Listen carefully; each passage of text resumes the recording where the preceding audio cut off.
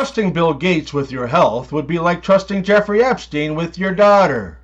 Caffeine is bad for you. Fat is bad for you. Sugar is bad for you. But don't worry, 'cause worrying is bad for you too. They shot the tariff, but they did not shoot our subsidy. Women, you should really try not to get your period on Valentine's Day. Otherwise, it's gonna be a pain in the ass. I don't always yell, scream, and swear at the TV. But when I do, it's 'cause I'm watching the Toronto Blue Jays. What is the worst part about being a gay guy on Valentine's Day? All the guys on Grindr are out with their wives. It's absolutely amazing how music can really transport you to a whole nother place. For example, this coffee shop I was at was playing Lady Gaga. So I went to another coffee shop. I don't always beat my wife, but when I do, it's to the door to open it for her. A chicken and an egg are lying in bed after a wild night out in the town.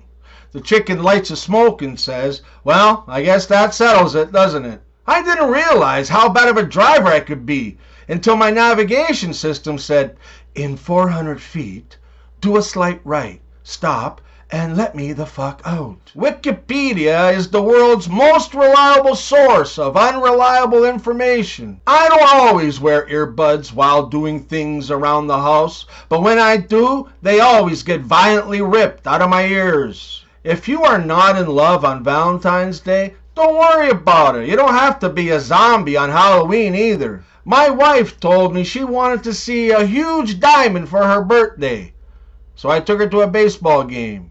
Roses are red and violets are blue. If he's busy on Valentine's, the side chick is you. There's coitus without love, and there's love without coitus. And then there's me without either. I don't always tell dad jokes, but when I do, he tells me to get my fucking life together and stop being such a disappointment to everybody. A couple was invited to a swanky schmanky Masquerade Halloween party. But she's got a terrible headache and told her husband to go on to the party without her. He, being a devoted husband, protested, but she argued and said she was going to take some aspirin and go right to bed, and there was no need for his good time being spoiled by not going. So he took his costume and away he went.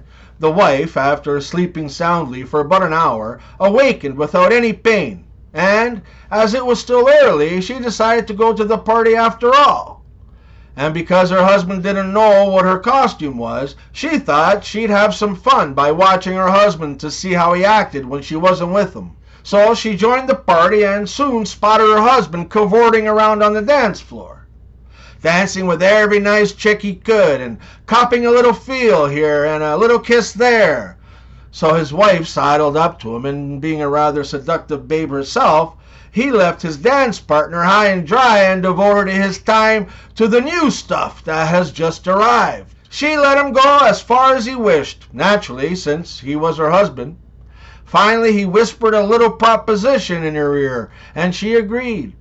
So off they went to one of the cars outside and had a little bang-bang. Just before unmasking at midnight, she slipped away and went home and put the costume away and got into bed, wondering what kind of an explanation he would make for his behavior.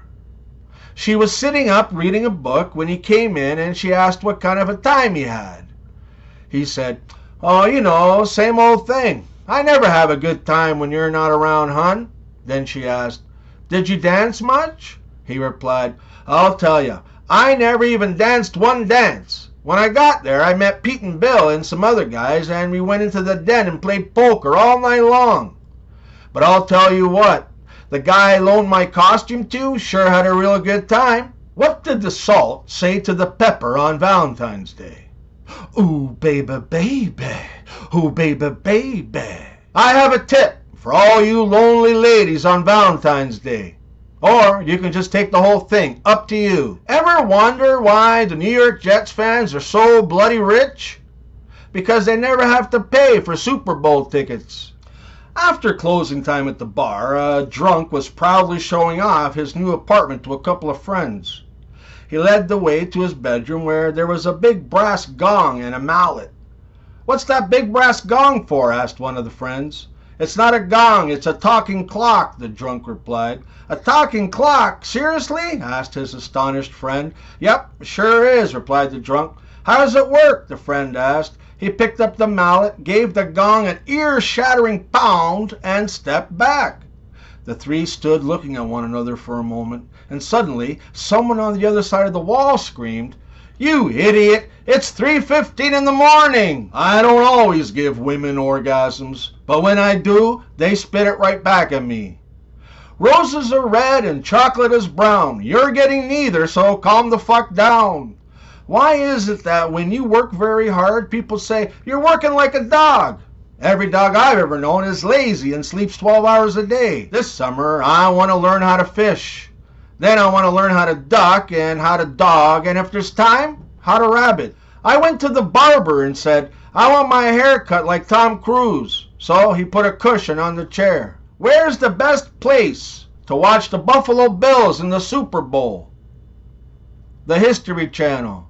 According to a new poll, 95% of people are excited to watch the Super Bowl. The other 5% are Bills fans. No matter how much you push the envelope, it will still remain stationary.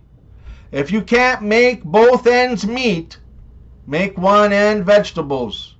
My wife is threatening to leave me because of my obsession with TV dramas. Will she leave? Find out next week on My Wife's Ultimatum. Two friends are chatting and one is boasting about his new car.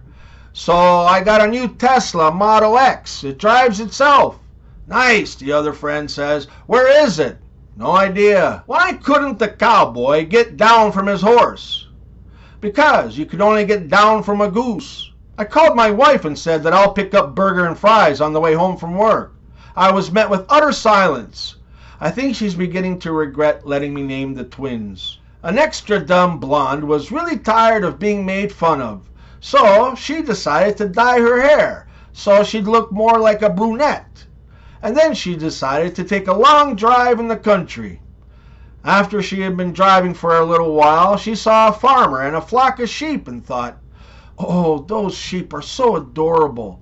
So she got out and walked over to the farmer and said, "If I can guess how many sheep you have, can I take one home?" The farmer, being a bit of a gambler himself, said she could give it a try. The blonde, who was now brunette, looked at the flock and guessed, 157. The farmer was amazed. She was right. So the blonde picked one out and got back into her car. Before she left, the farmer walked up to her and said, "If I can guess the real color of your hair, can I have my dog back?"